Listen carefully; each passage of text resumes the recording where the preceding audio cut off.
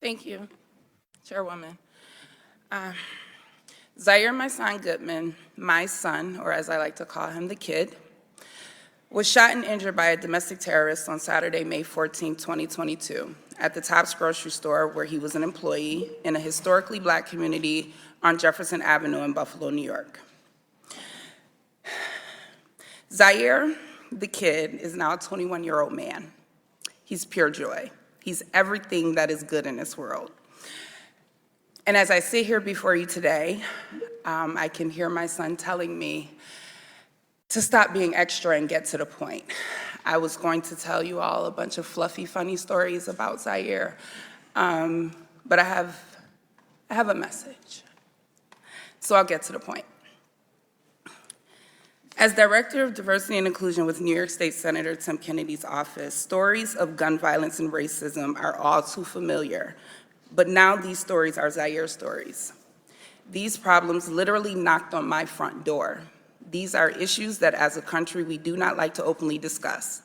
Domestic terrorism exists in this country for 3 reasons. America is inherently violent. This is who we are as a nation. The very existence of this country was founded on violence, hate, and racism, with the near annihilation of my Native brothers and sisters. My ancestors, brought to America through the slave trade, were the first currency of America. Let me say that again for the people in the back. My ancestors, the first currency of America, were stripped of their heritage and culture, separated from their families, bargained for on auction blocks, sold, beaten, raped, and lynched. Yet I continuously hear after every mass shooting that this is not who we are as Americans and as a nation. Hear me clearly. This is exactly who we are. Education. Majority of what I have learned about African American history, I did not learn until I went to college, and I had to choose those classes. Why is that? Why is African American history not a part of American history? African Americans built this country from the ground up. My ancestors' blood is embedded in the soil. We have to change the curriculum in schools across the country so that we may adequately educate our children. Reading about history is crucial to the future of this country. Learning about other cultures, ethnicities, and religions in schools should not be something that is up for debate.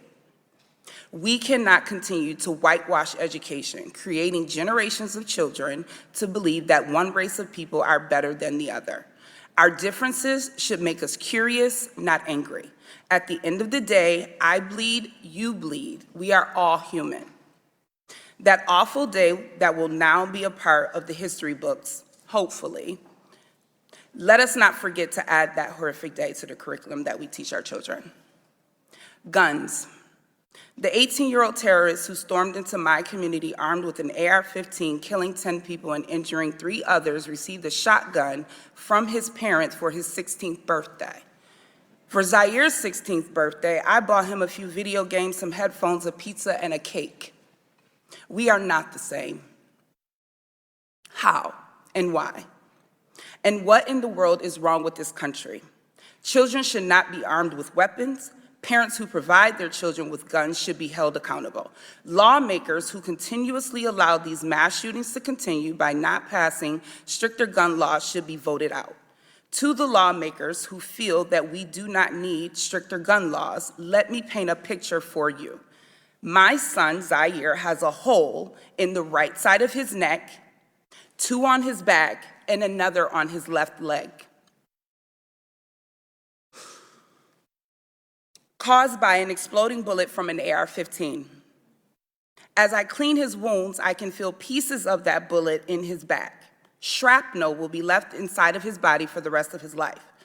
Now I want you to picture that exact scenario for one of your children. This should not be your story or mine.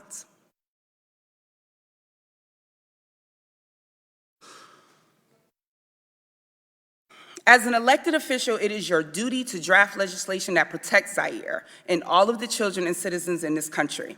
Common sense gun laws are not about your personal feelings or beliefs. You are elected because you have been chosen and are trusted to protect us. But let me say to you here today, I do not feel protected.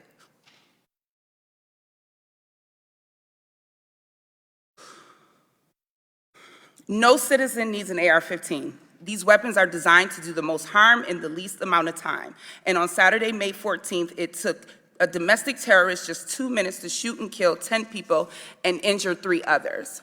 If, after hearing from me and the other people testifying here today, does not move you to act on gun laws, I invite you to my home to help me clean Zaire's wounds so that you may see up close the damage that has been caused to my son and to my community. To the families of Ruth Whitfield, Pearl Young, Catherine Massey, Hayward Patterson, Celestine Cheney, Geraldine Talley, Aaron Salter, Andre McNeil, Marcus Morrison, and Roberta Drury, I promise that their deaths will not be in vain. Zaire and I promise to use our voice to lift their names, and we will carry their spirit with us as we embark on this journey to create change.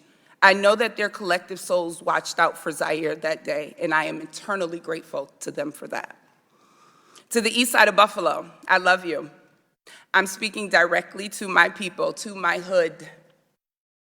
From Bailey to Broadway, to Kensington, to Fillmore, to Delavan, to Jefferson, and every street in between. Just like the potholes that we want filled in, yes, I keep it real, together we will continue to fill those streets with love. No matter what people say about the east side of Buffalo, we will not be broken.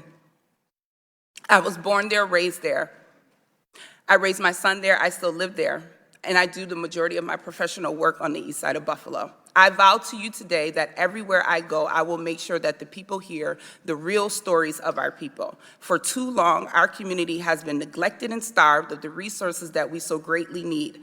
I promise that I will not stop pushing for more resources to be funneled into the east side of Buffalo. Each and every person that lives within that community, we are family. Not a perfect community, but I know that we are love. To the greater Buffalo area, to everyone from around the country and the world who have reached out and loved on us. On behalf of Zaire, Zaire's father, Damian Goodman, my mother, my father, my sisters, my brothers, and myself, we thank you. We thank you for all of your thoughts and your prayers. Thank you for all of the love and support you have shown us during this difficult time. But I also say to you today, with a heart full, from the outpouring of love that you all so freely gave us, your thoughts and prayers are not enough. We need you to stand with us in the days, weeks, months, and years to come, and be ready to go to work and help us to create the change that this country so desperately needs. And I will end with a quote from Charles Bloom in his book, The Devil We Know. Race, as we have come to understand it, is a fiction, but racism, as we have come to live it, is a fact. The point here is not to impose a new racial hierarchy, but to remove an existing one. After centuries of waiting for white majorities to overturn white supremacy, it is to me that it has fallen to Black people to do it themselves, and I stand at the ready. Zaire, this is for you, kid. Happy birthday.